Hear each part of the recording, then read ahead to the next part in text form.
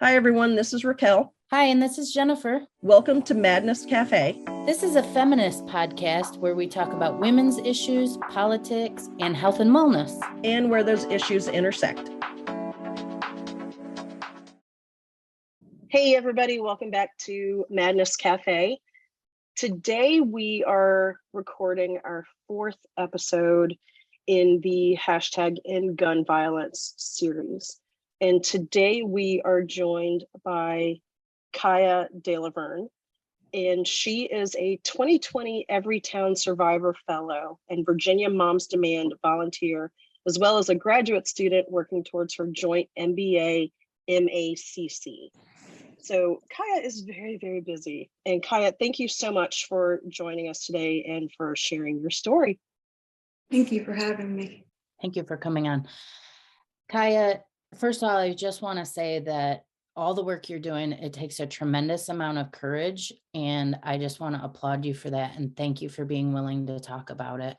Yes, absolutely. For our audience who hasn't heard your story, would you be willing to tell it today? Yes, so I'm gonna just jump right in. So before I was even born, I actually became a survivor when my Uncle Nick and his family friend and our family friend Leland was murdered behind their house in 1994, and it was never solved. And then after that, the family was really just, heartbroken and destroyed. And then, not even a year later, I was born. And they always say, I brought the family back together and, helped the family come back together. And then, so that's always been, I've always known that story growing up and everything. And then in 2015, I had just returned to my home state of Alaska to attend college. I was a freshman, and I had just, I met the man who shot me at the beginning of October. And then by 23 days later, he had already shot me. 21 days, actually, excuse me. And so that night, I was at my friend's house that we were all friends, the three of us. And we were just sitting down to watch a movie when we heard banging at the front door. And then the banging stopped. And then we heard banging at the back door. And that's when my friend went down to see who it was. And then next thing I know, I heard 3 loud bangs. And I've always been around firearms and stuff, but growing up in Alaska, for hunting and all that, but I wasn't around them when they were shot. So I didn't know what that sound was. And I was like, okay. And then so I was sitting there, and the next thing I know, I hear footsteps coming up the stairs, and he walks in the room. And I remember shaking my head no, and then him shooting me. And I laid back and I pretended to be dead. I didn't breathe or move. And I remember him grabbing something out of the dresser and then running downstairs.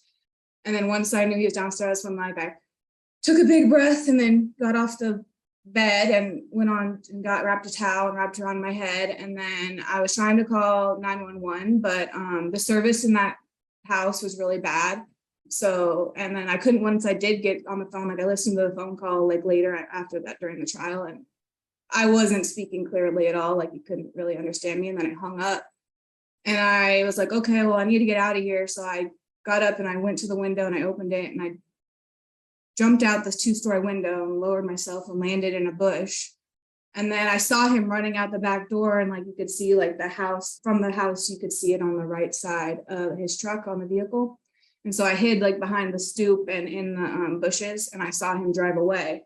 And then that's when I went out to the road right in front of me, and I was trying to flag down the cars. Mind you, it's October and I had no shoes on in Alaska. It was pretty cold that night. I was trying to flag down cars. I remember people passing me, and then finally I got in the middle of the road, and I was like, someone's going to stop or run me over. So finally someone stopped, and his name we later found out was Lou, and actually we're family friends now. And he stopped and helped me and got me in the car and called his wife, and she came down because they were right around the corner from the house. And I was in the back seat with my head in her lap, and they were trying to get information from me. And I remember signing my name because I couldn't talk, and I learned sign language back in kindergarten. It just came back to me, so I signed my name.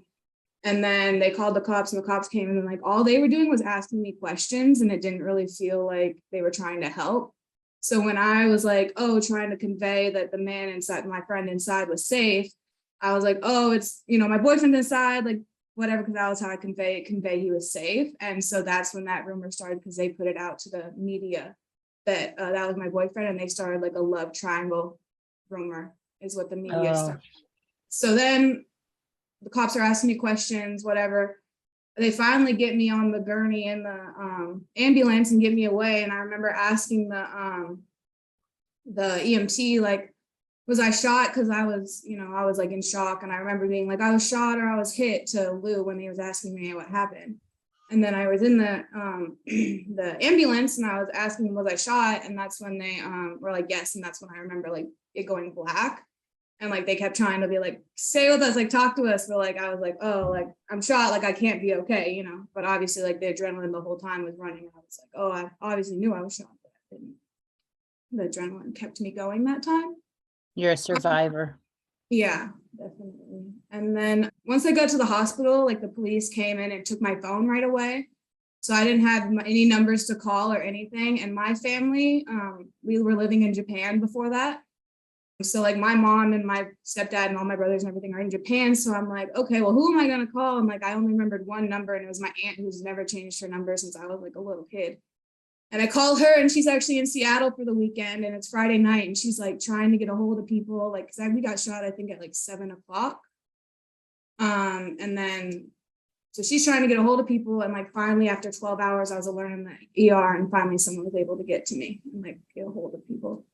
During that time, so after he shot me, he went downstairs and he was beating my friend with a ironing board iron and like choking him. And my friend poked him in the eyes, and that's how he survived.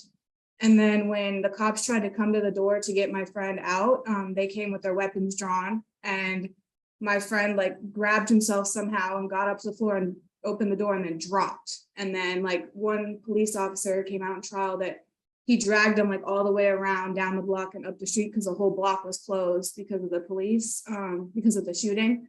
And like his eyes were rolling back in his head and he almost passed. And when we got to the hospital, like I was in the hospital and I was released after 3 days because the bullet went straight out, and it actually went under my eyebrow right here and then out the back of my neck. And this is a fake eye, so it took my left eye with it as the bullet traveled out. So it didn't hit my brain or anything. It just went down and out and then into the wall and actually hit a stud and went like through the wall. But my friend, he was shot 3 times in the stomach. And one hit his leg. So he was on life support and he was on like all that stuff. So when I left the hospital, I was actually able to go see him. And like he was on all the wires and stuff. And his mom was just like, thank you so much. Cause she, credited me to saving him because I got out. And if I wouldn't have got out, then he would have bled and died. Oh my gosh. So after the man who shot me, he shot us, he went home to his parents' house and he lied about it at first. And he's covered in blood, whatever. And then he told him the truth finally. And then they told him to leave. And then the mom, him out trial, mom asked the dad, like, do you think it's true? And then the dad was like, we'll find out if the police come. And then later that night, the police came looking for him. So he went on a run and he drove his truck, and there's only like 2 highways in and out of Anchorage where I'm from. So he went down one highway and went back, and then he was coming back, and that's when military police came out, SWAT, canines and all them. And then he got out the car and went and ran in the woods by like the military base. That's there's like woods over there, and the canine got him and he was apprehended after like a 14-hour manhunt. And they had to lock down the hospital because during that time he threatened both me and my friend that he would come back and finish the job. And that's a quote. So. Oh my God. Caia, all I can say is you are a phenomenally strong human being to have the presence of mind and the ability to do all that you did after being shot in the head. I mean, I can't even imagine. So all I can say is I'm in complete awe of you, and I'm so sorry that that happened to you. I'm so sorry that there's that kind of violence and evil in the world. Sorry. Thank you. But thank you for sharing that with us. I know that's got to be incredibly difficult for you to keep telling that story. So thank you for sharing that with us today. How would you describe the you that was you before you got shot versus the you that is you now after all this has happened in your life? So before I got shot, I wasn't in the best place because, I was young and dealing with a lot of other issues besides that. And then when that happened, it kind of like made me hit bottom. So the year afterwards, like I call that like a garbage year. Like I really like just want to throw it away because the whole time like I'm healing mentally from getting shot and I couldn't leave the house for months. I was, doing a lot of stuff I probably shouldn't have been doing at the time. And then, finally, like a last straw, I was like, no, I can't keep doing this. I stopped drinking and everything. And then I met my now husband and, we got together and moved. So, I was like lost before and now like I'm much stronger and I realized my inner strength and I'm like, oh, wow, like I'm definitely a different person than who I was before. Sure. If you can tell us a little bit about how you got involved with Moms Demand Action in Everytown and how you started that whole journey of volunteering. Yeah, so right after, so it happened in October 23rd of 2015. And in December, like I was finally healed enough where we could leave Alaska and I went to go get my eye made. But before we did that and move back to Japan, but before we did that, my mom started the first like orange walk in Anchorage, Alaska. So like a bunch of us got together on a snowy winter day and walked in the morning and had like a little, protest. And that's how Anchorage got its first, taste of Moms Demand Action, actually. And then, so I always knew about the organization since I got shot, but then it took me until after the trial and the sentencing in 2018.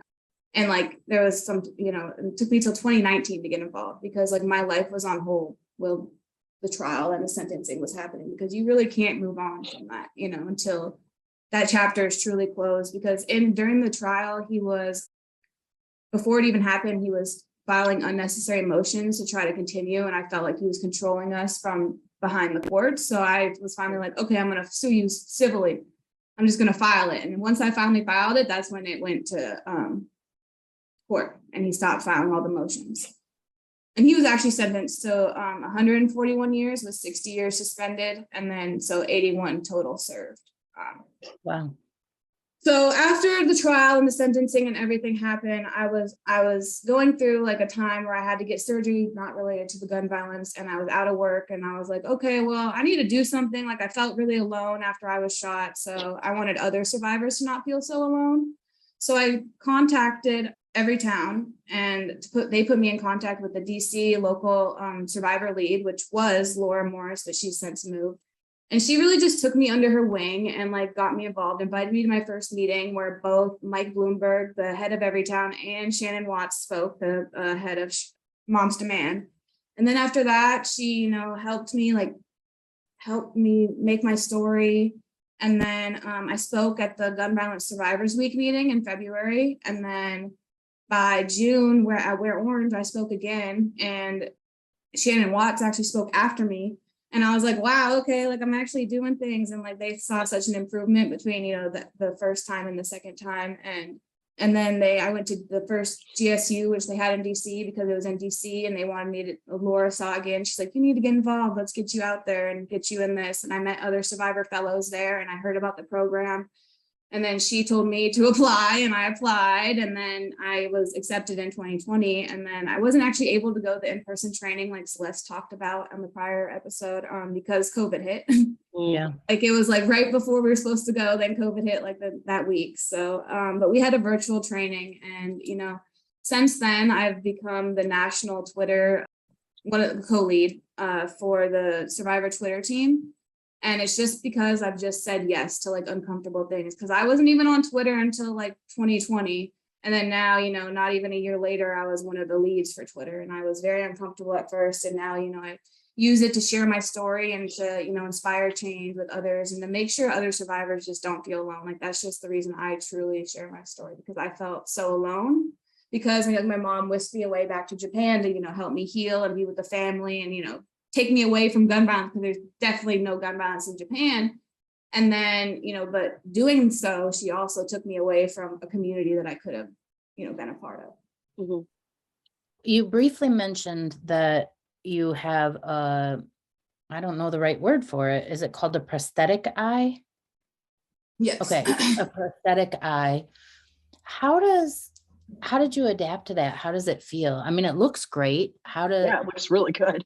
How Yeah, do I just got you, this one made actually last year recently, because I had to get another one made. But so like you said, how do you adjust? There's always a permanent black spot now, and lack of a better word, where it's blocked off and you can't really see beyond. And I do have phantom pain sometimes, where like it'll be like a stabbing pain because the nerve was cut. But it just took a long time to adjust. Like even afterwards, I covered every mirror in the house like for a month or two after, because my face was so swollen and bruised I couldn't recognize myself. oh, My jaw was locked shut because the bullet went through and my muscles moved and tensed up, and I couldn't eat for a month after I was shot. I had to go to a physical therapist who she opened up my jaw, and actually just in time for Thanksgiving, which I was very pleased about. But so, and then, it took me years to even start driving again, because I was scared, because even walking, like I'll run into people if I'm like busily walking and I'm not paying attention, and people walk up with me because they think, oh, you have, peripheral vision. I don't have peripheral vision past, a certain point. So it was like hard for me to drive. But then when I'm finally driving now, like I just did a road trip, like across a bunch of states, emergency road trip, but like, and I've done all this stuff now, but it just takes like, you have to just not let your anxiety stop you. Or if you do let it stop you, not let it stop you for very long, because I definitely did. And, I wasn't driving for years, and now I'm like, well, why wasn't I driving? Like, it's definitely not as stressful as I thought it was. So you are so courageous. thank You you. really are. Yeah. So Caia, you talked about the physical therapy that you got to help release your jaw. Was there any other sort of therapy, either physical or emotional or anything like that, that you had access to during your recovery? So at first my mom like put me in like a bunch of therapy, and then we moved away, and then we were on a military, like associated with military base, and there's not many options there, and there should be, but there's not really for civilians. And then even if there are, like, they're not really trauma informed like they should be. Right. So I didn't really go to therapy until like 2020. For real. And then, or 2019, and then COVID hit, and then I stopped, and then I started again in like 2021 when I got pregnant with my daughter, because I was like, oh, I need to deal with all this before she comes, because I don't want to pass any of that trauma onto her, like subliminally. So I dealt with a lot of stuff while I was pregnant, and then I had her and I stopped going again. But it's just like I pick it up as I go. And then while I was pregnant, I also started going to like physical therapy, because I'm in constant pain while I am, yeah, because of where the bullet came out, and the muscle always has a hole in it now, and it will never be repaired. So so I was going to that too, but then I got pregnant, like too pregnant, and I was like, oh, I don't really want to go like every week. So it was like they wanted me to go like twice a week, so I was going every week. But there's just a lot of stuff that like you wouldn't think about that is different when you have been shot, and that you have to deal with like your whole entire life. Because I've gone to like massage therapists and chiropractors and physical therapists and all that, and they've just told me, yeah, you're just gonna have to deal with it. Like it's just basically like dealing with you're just gonna have to learn to like deal with it, or like try to minimize it the amount you can with this therapy, but it's never going to be 100% gone. Okay, I know I've said this already, but I just need to say it again. You are amazing, because you're dealing with all that. I mean, just, the physical pain that you're still dealing with, and going through the emotional side of it. And you have such a beautiful smile, and you just seem so lovely and delightful, and you just have such a glow about you. There's just so much light coming from you that I have to applaud you for that, because I think it's probably so easy, I would think, to become bitter and angry after something like that happens, and then to just stay in it. Like you said that, you had what I think you said was your garbage year. And Yeah, that's what I like. but you came out of that. Can you just speak a little bit more to how you were able to come out of that and get to that light, and the light that just glows from you? Well, thank you for all the kind words, first off. Oh my gosh. But so it took a lot. I got in trouble a few times, and like not in like a lot of trouble, but like in trouble enough where like I had to speak to the base police, and wasn't charged anything. I had to speak to them, and my mom had to come in, and I was like, oh my gosh, I just can't keep doing this. Like I can't keep, like, this is embarrassing. So I just kind of decided one day, I'm like, I'm going to just stop drinking, like 100%, because that was a lot of what fueled, all the trouble, was a lot of like trying to use it to numb my pain, but that wasn't working because obviously it was leading to more pain and more trouble and more, anxieties and whatever it was, more depression, because it is a downer. So actually now I don't even drink at all. It took a while to get to that point. So I was like, okay, I'm not going to drink. I'm done. Like I'm done drinking. And then so I stopped for a while, like a month or two. And then like, that's when I met my husband, and I kind of was, or my, not husband then, but my boyfriend then. And I was just like hanging out with him a lot. So I had a lot of positive influences with him and being around my family, and just, stopped associating with people that were doing, a lot of stuff that I shouldn't be associating with if you want to get better. Right. And so that's what we did. And I kind of just was like, all right, get yourself together, like change your life. Like you have to, you can't just keep doing this, because if you're going to keep doing this, you're going to wind up like in really big trouble. And so kind of just like snapped me out of it, and, meeting my boyfriend, husband now, but was definitely another, positive influence. He actually had to like give me an ultimatum one time, because I was still acting like a little like crazy. And he's like, you need to stop, or else like we can't be together, because it's embarrassing for not only you, but for not only me, but also you, like you need to care about yourself. And I was like, oh my God, you're right. Like I really don't care about myself. And, it took that to be like, okay, yeah, like I need to care. I need to stop this. And that's a great message. And now we've been together since, a while. So, so I saw on your Instagram that you were just recently at GSU Gun Sense University 2022, and you put something on there about is it called the HEB Foundation? Oh yeah, the HEB Foundation. Yes. The HEB Foundation. Mm-hmm. And you said they were going to do a healing camp for Uvalde. I am super interested in that. What does that mean? Yeah, so they were started because their family started this foundation when their brother's son was killed in, I believe, Norfolk. Is a local Southeast Virginia organization. And they do these programs where they just invite like survivor kids and, other survivors, and they like have therapy and art groups and, healing, group therapies and art therapies, and, have them play together and provide food and everything. And they do it locally here in Virginia, but they're also, they were asked to do it in Uvalde for the kids affected there. So they're going to do that, I believe, August, either the first week or the next week. And they're actually taking donations to their PayPal. So if you go to their Instagram, you can give donations. You can actually support the Uvalde children directly through a healing camp. Perfect. I'll put a link to the HEB Foundation in our show notes so people can contribute if they'd like. Yeah, they're amazing. I also wanted to give a shout out to violence interrupters. They stop violence before it occurs, and they go on the actual streets and, find people who might be either become victims or perpetrators of violence, and have them discuss it and discuss, how to actually talk through their problems instead of using violence. And I would like implore everyone to support their local violence interrupters. I like two of them because I was living in DC. So I like Cure the Streets. They're in DC. And then Hope Charitable Services is in Portsmouth, which is, I'm in the Southeast Virginia now. So that's who I like to support now. But there's a lot all throughout the country. Excuse me? What's the name of that group again? The last one? Hope Charitable Services. They're in Portsmouth, Virginia. They're found on Facebook. Okay. They go and they stop violence before it occurs. And that's what one of the Safer Community Act bill, they also gave money to violence interrupters nationwide. So they're nationwide organizations. They have them in a lot of like cities, bigger cities that you can support. Perfect. Wow. I'm gonna try to find links for all of those and put them in our show notes. Can you talk a little bit more about violence interrupters? That sounds really interesting. to me, and I really want to know more about that. Like, how do they identify people to help? How do that need their help, and how do they then help them? How did you get involved with them? Like, I want to flesh that out a little bit more, because I think that could be really, really helpful in, well, pretty much everywhere. So if you could talk to that, that'd be great.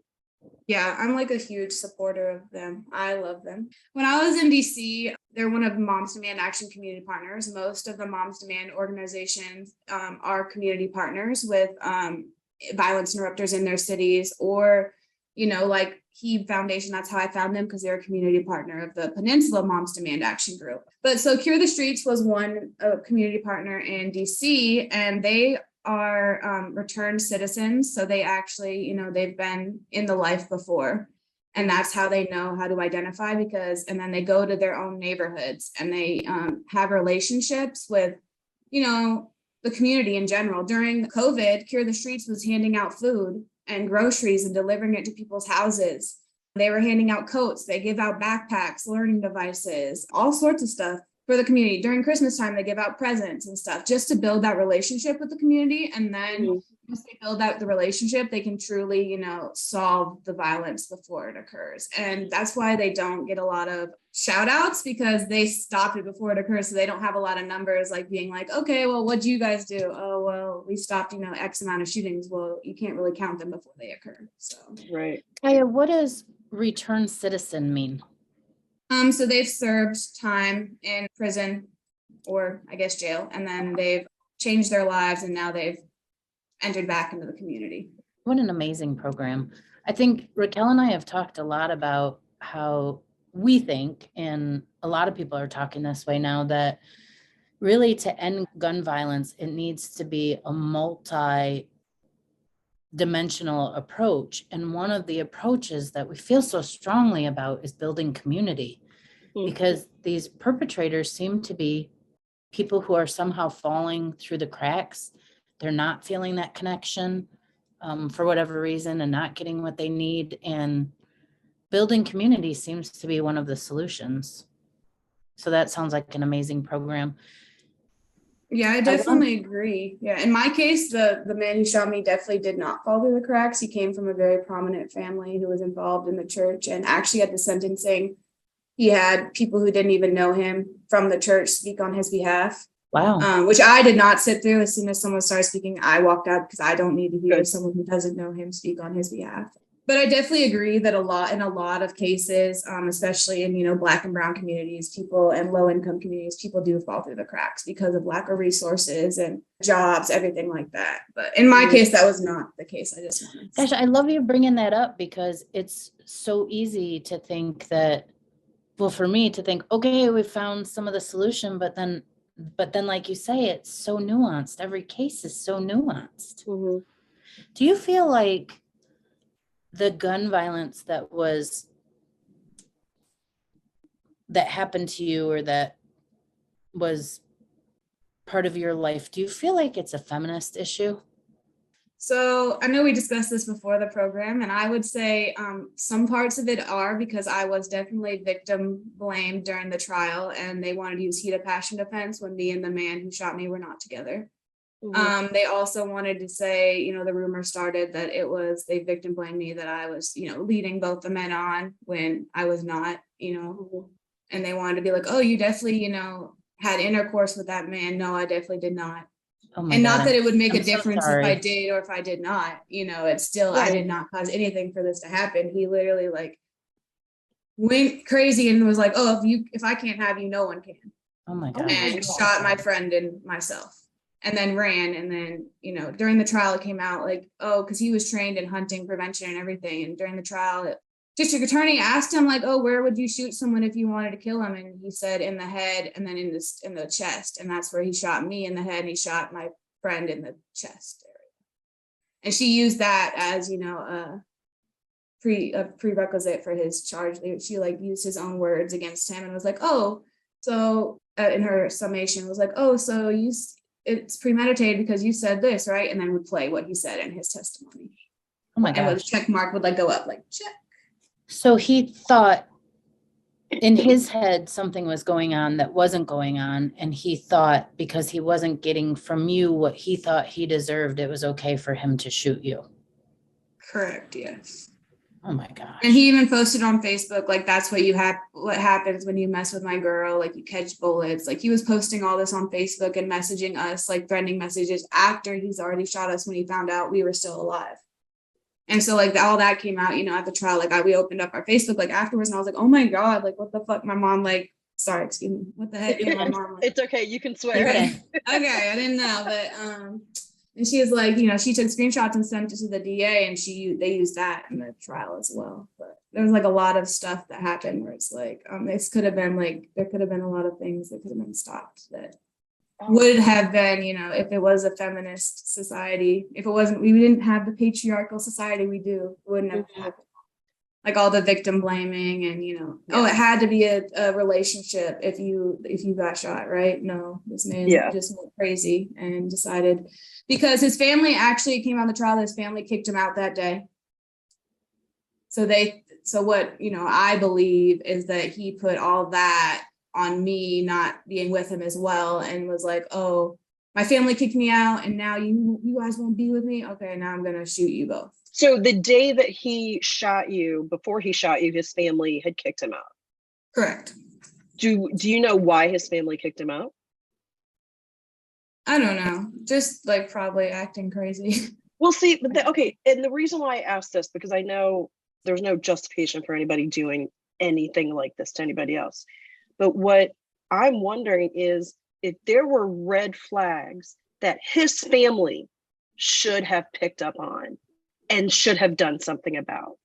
So I wonder how much responsibility really needs to go to his family as well, that they knew or should have known that he was a danger and should have done something about it.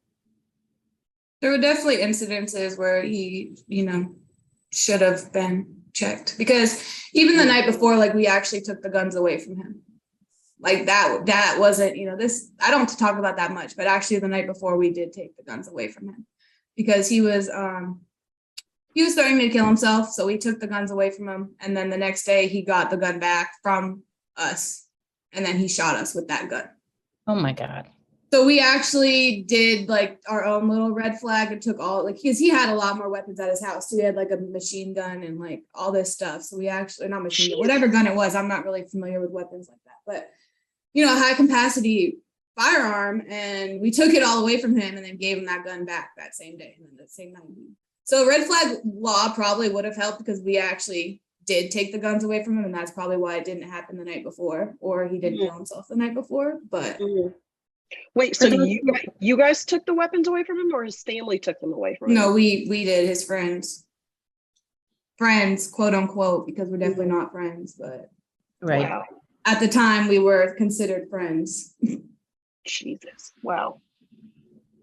Yeah, but that can't be proved. So it didn't come out in the trial and it wasn't like spoken about, but yeah, that definitely did happen. So red flag law probably would have helped, but it wouldn't have been quick enough. That's the problem with the red flag laws now, is that it takes that process where you have to go to a judge. You can't, and it takes 24 hours. You can't just get it like within like 10 minutes.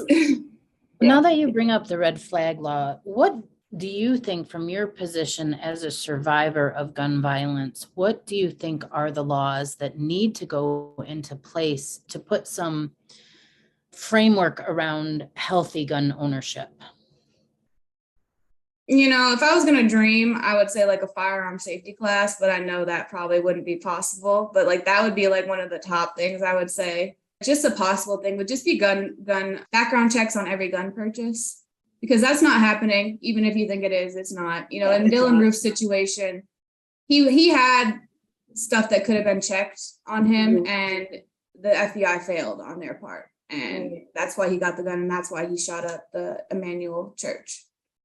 And so if we have gun background checks on every gun sale, that would be a good place to start. I would also like, more funding into violence interrupters, because I think they're very important, and community services, and even a free therapy nationwide. That would be awesome too. But that's just like dreaming. Like I said, like I just, I know it probably wouldn't envision it to make it happen. Definitely manifest it.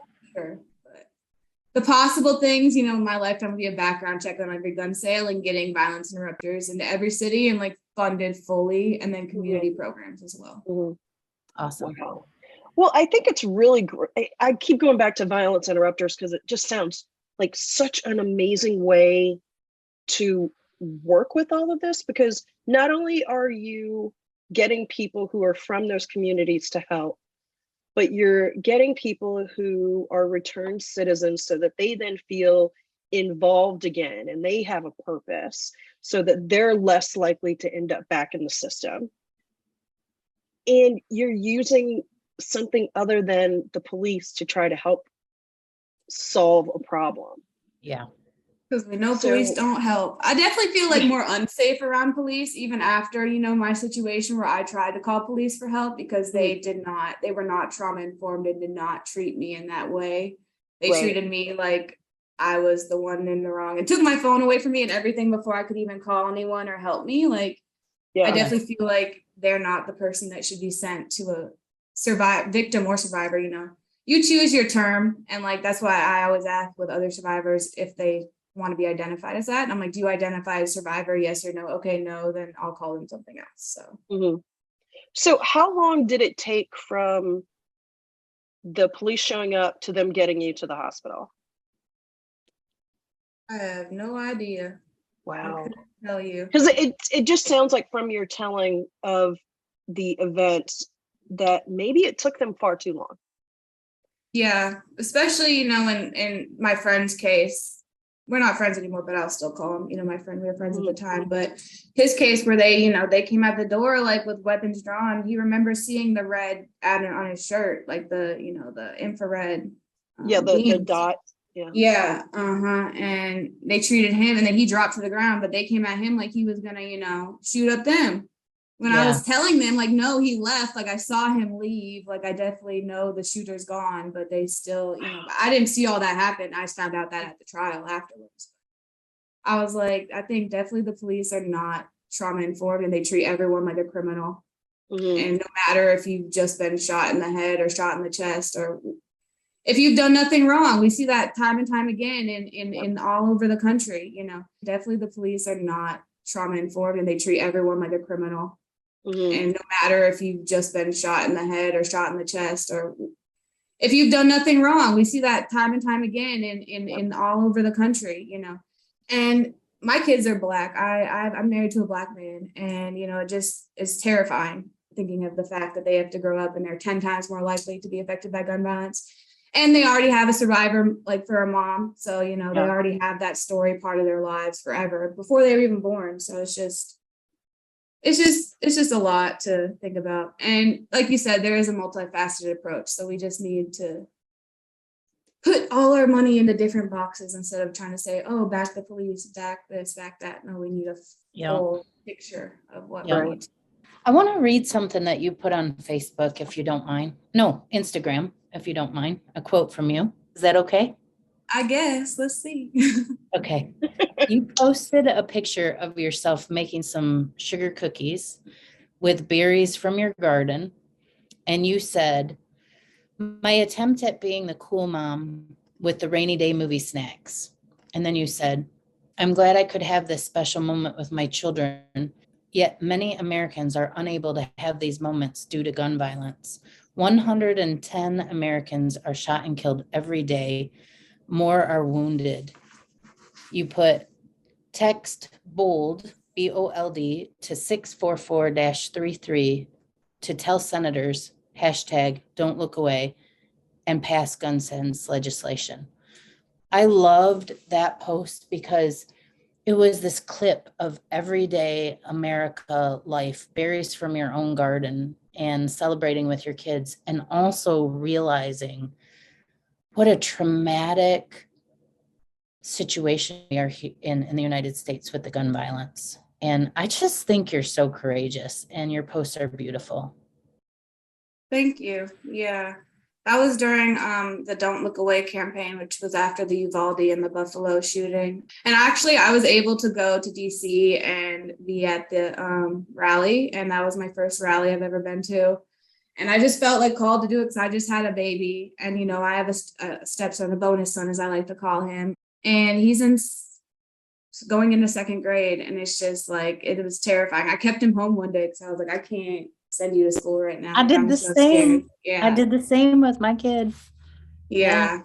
And so, you know, and I'm so blessed to have that moment with him, but it's also like, I know so many stories being involved in the movement that where, you know, they find unsecured weapons, as they talked about on your previous episode with Ethan's Law, or if, you know, they just go to school and the school shooting happens. Like, you can't really control that. And I think that we need to be aware that those moments are blessings for all of us that are able to have them, and that we need to do more to make sure that more people don't have to experience that gun violence. Like I have had to, like my family has had to, like hundreds more have had to. Yeah, there's literally like 200 plus people who are wounded every day from gun violence. And that causes ripples in our community, because that's all their friends and loved ones, and everyone can instantly become a survivor if that's what they choose to identify as, because a loved one has been shot. And it's just like so many ripples just throughout the community of gun violence. Right. You talked about going through the therapy and trying to heal and release before your daughter was born. Do you plan on ever telling her what happened to you, or do you talk to your bonus son about what happened to you at all? I mean, in an age appropriate way, I'm sure, since he's, you know, going into second grade, but definitely. I actually just recently told him. He was asked, because when I go places, some places like the pool or amusement parks and stuff, I have to take my eye out because I have to be protective about it.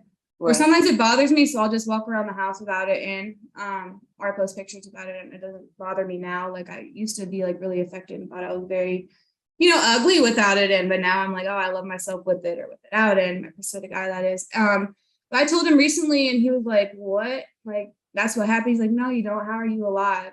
You know, that's the first question he asked. And I'm like, yeah, sometimes you get shot and you survive.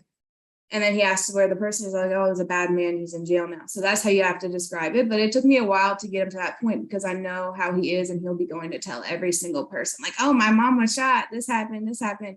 And I don't want him to have to tell that to everyone. So I had to wait till we, you know, bonded a little more and grew a better relationship. And then I could tell him, okay, but you can't be telling everyone this, like, you need to keep it to yourself. So I'll definitely tell my daughter that as well. And I've, you know, come to realize that I need to like wear my eye out around her at a younger age, so that it's normal for her. And, you know, because it wasn't normal for him since we got custody of him later in life. So I'll definitely tell them. I think it's important to know. I just think that I had to wait a little longer, because I don't want them to tell everyone and then be like, oh, get a call from the school. Yeah, so your son's telling everyone that you were shot. And I'm like, well, yes, that happened, but I'll have to discuss and not talk about it at school. There's places, time and place for everything. Wow. I think it's great that you do talk to him about it, because, you know, like you said, gun violence touches all of us in one way or another at every stage of life now, unfortunately. So I think it's good that you talk to him and let him know that that was a bad man and he's in jail now. I think that maybe gives maybe a certain level of nuance to his understanding of gun violence as he grows up, and, you know, maybe he'll have a better, different understanding of it, and maybe his generation will have a better way of dealing with it than ours has. We gotta hope. I think so. I think there's hope. Definitely with like the Gen Z generation or whatever they call them. I think it's definitely they don't take much sass. So I think they're definitely gonna change the world for sure. I agree. Yeah. Caia, what does your future hold? So I just had a daughter. She'll be 4 months this week. So Congratulations. That's awesome. Thank you. Yes. And then I'll be finished with school in April. And then I just want to be, you know, working in my field and, you know, living a happy life. I'm obviously going to be still volunteering and try to, you know, share my story with as many people as possible. just so I can, make sure that other survivors don't feel alone. Like I said, that's the one thing that I really share my story for. And if there are any survivors out there, you can text survivor to 64433. 64433, and that will get you into all the information. It will get you where Everytown can get you involved with your own Laura in your own community, who can, take you under your wing if you feel comfortable to speak. And if you don't feel comfortable to speak, you can just, get a survivor community there. Because in DC, we had like a group of, women and men that got together, and we had dinner together like once a month, and we called it our survivor like support dinner, and we're like a little family. And it was just like, I really want, there's a community out there for you if you're a survivor. Even if you're not a survivor, there's a community out there for you with Moms Demand, because I moved from DC to, now here, and I was instantly like able to connect with the group here and gain, a sense of community in the new place I'm living. That's important. I mean, like Jennifer was saying earlier, it's that sense of community that I think so many people feel that they're lacking, and that contributes to a whole host of problems. So I think it's really great that there are organizations that are trying to help people develop that community that they need so that they don't feel alone. And I think it's amazing that that's why you got involved in this, because you yourself were feeling lonely and you didn't want anybody else to feel that way. Thank you for all of the work that you're doing, Caia. Whether you realize it or not, or whether you realize the extent of it or not, you are doing amazing work, and you are touching so many people just from the day-to-day work that you're doing, just from living your life. I think your whole vibe is like this healing message. You're just like, you get this whole healing vibe right there with you. Oh, good. That's what I'm going for. Yeah, well, it's working. It's working. I just have one quick question. So Caia, we mentioned in the beginning that you are working on your joint MBA and MACC. I think I'm saying that. Yeah. Right. And that you're going to be finished soon. What do you want to? Oh, my ultimate goal is to be the CEO of like a major corporation, and then to be on the board, so that you don't have to do anything and just like get paid to like work for 2 weeks out the year. That's awesome. So that's the only reason I'm actually going to school for like all these degrees, because I would have stopped at a bachelor's, which I actually just got in 2021. After all this time, I got shot my freshman year, and it took me I took a year off, and then, I got back into it. But so my ultimate goal would be that, but I wouldn't have gone back to school if I didn't like want to get to that high level of professional, life, because I do not enjoy school like that. I would have been done. My husband is very much an academic and wants to be a doctor of history, African American studies, and I'm not the same. He's like, oh, you should go for your doctorate. No, the only reason I'm doing this is so I can, hit that level in my life where I won't have to work that much.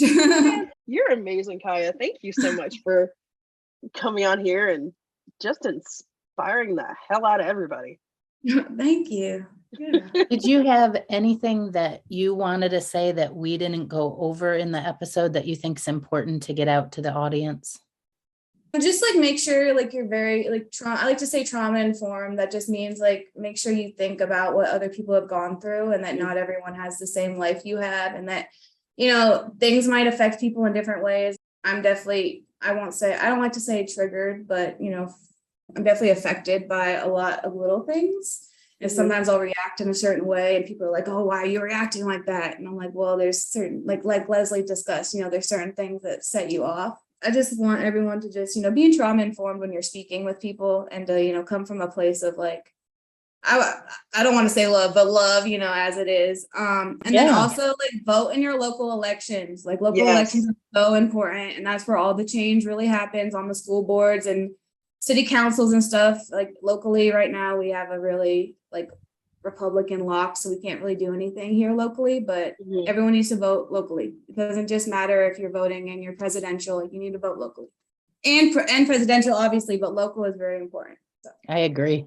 Yep, absolutely. And then obviously to support your local violence interrupters, as I've said throughout the show. Yes. I'm going to look that up. I hadn't heard of them before, so I'm going to do a little of my personal research and see if we have a group here.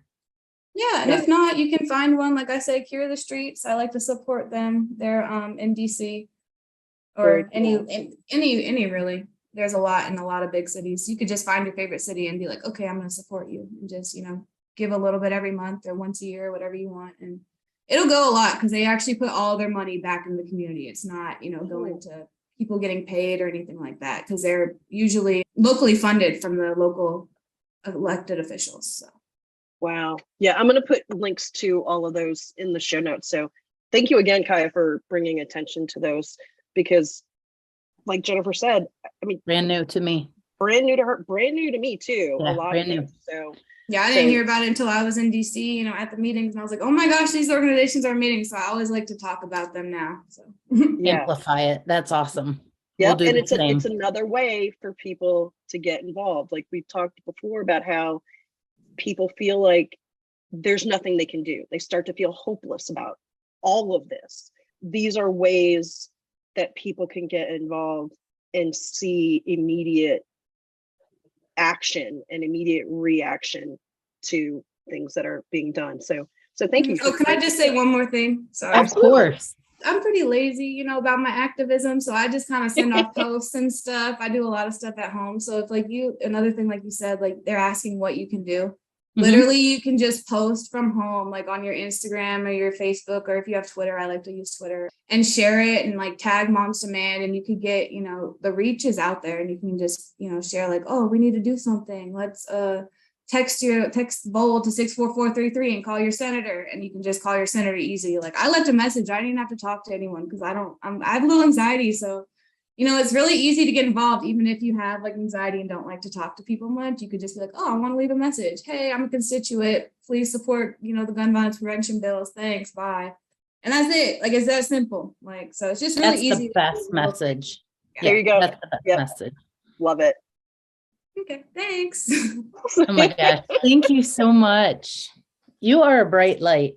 She is amazing. I mean, first off, her story, and not even beginning with her being shot, but the violence that had happened in her family, and her family wanting to heal and not have that be part of her initial story. That's amazing in and of itself, wanting to not have it become a cycle.